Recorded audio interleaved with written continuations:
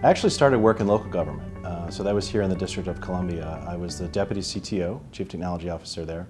And then I briefly got the opportunity to be Chief Technology Officer for about 7 months after Vivek Kundra left to go to the federal side to be federal CIO.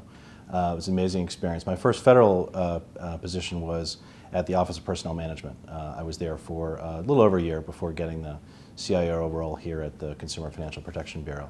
I learned that there are some really smart, passionate people in government, and government work is frankly often underrated and undervalued.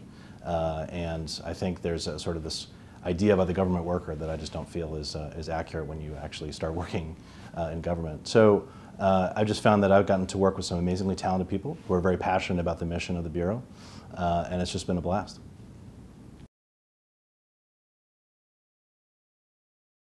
I actually started as an engineer and also as a software developer, so I was more on the technical side. But early on I realized that what I really wanted to do was management. I wanted to be in management. So the first thing I did was I actually got a job managing a small team. And by getting that experience with not only managing a team but managing a budget, I actually began to understand what a management role would look like. And then I enrolled in and got into an MBA program at the Smith School at University of Maryland.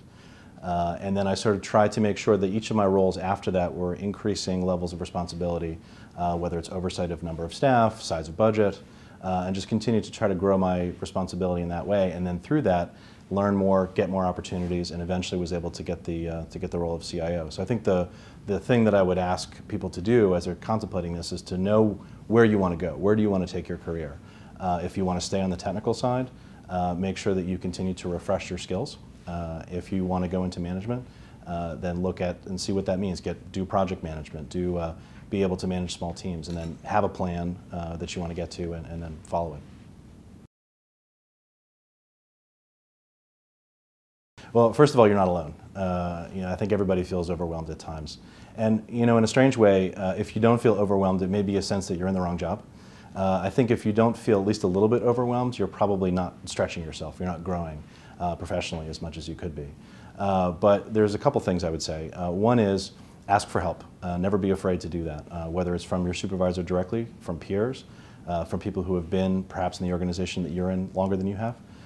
Use that. And then the second thing is ask for advice and sometimes insist on feedback. Because feedback is one of the most precious things you can get as a professional, and people are often loath to give it. And when they do give it, it's sort of very small things like, oh, great job. But if you can actually insist on people giving you meaningful feedback and then ask for clarification, what it actually does is you can take that and learn from it and grow it. And then when you get it, say thanks, because it truly is one of the most valuable things you can get in your working life. A mentor once told me, never feel as though you've arrived. There's sort of this moment where you get what you think is your dream job. It's the thing you're going for, and you sort of get there and you say to yourself, at last, I've arrived. But I think what happens when you do that is that you stop growing. You stop looking for additional opportunities. You stop thinking about how can I be better. And one of the things, again, this mentor told me was that the thing he valued most in me was the fact that I always wanted to be better.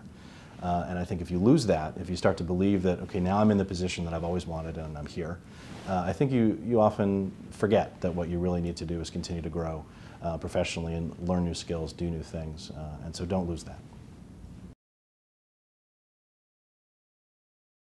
I think sometimes what you need is right in front of you. It may be that for example, if you want to move up in the organization that you're already in, there's probably a lot of things you can learn about how that organization operates beyond your immediate job or your immediate department. If you want to move to a different organization or different industry, what you should do is become a student of that industry. So whatever primary and secondary source material you can get your hands on that teaches you about that industry. If it's government, start to learn how government operates. If you know a specific agency that you'd like to work for, learn its history. Learn what laws it enforces or interprets. Learn how it operates, what other agencies it interacts with. And then when you do that, when you actually start to do that research, you'll suddenly, first of all, find places you maybe don't want to work that you may have thought you did, but you begin to learn and become more of a student of those organizations. And then when you go on interviews, one of the things you need to do is research the organization to a very fine degree, and also research the person that you're interviewing with. So what I've found, what I've been most impressed by, is when people interview with me, and they know a little bit about my background, my resume, where I've worked, things I've done, which is all freely available on the web. I'm very impressed by that, and it sort of shows that they're thinking not just about the role that they play, but also what role I play and what role the organization has in government or in the industry that it operates in. Well, first of all, like I said earlier, a lot of really smart, passionate people work in government. I've been extremely impressed with the team I've gotten to work with, not just here, but also in the district, and also at the Office of Personnel Management. In government, you get to work on projects that you probably would never get an opportunity to do in the private sector. For one thing, government writes laws, and it writes regulations that other industries have to follow. So that being able to shape policy in that regard is something that's pretty powerful. Within the Bureau, a lot of our teams, research teams, for example, get to look at data to understand how the market operates, and that's often data that's not available to folks outside of government. That we get to work on projects that just wouldn't be feasible.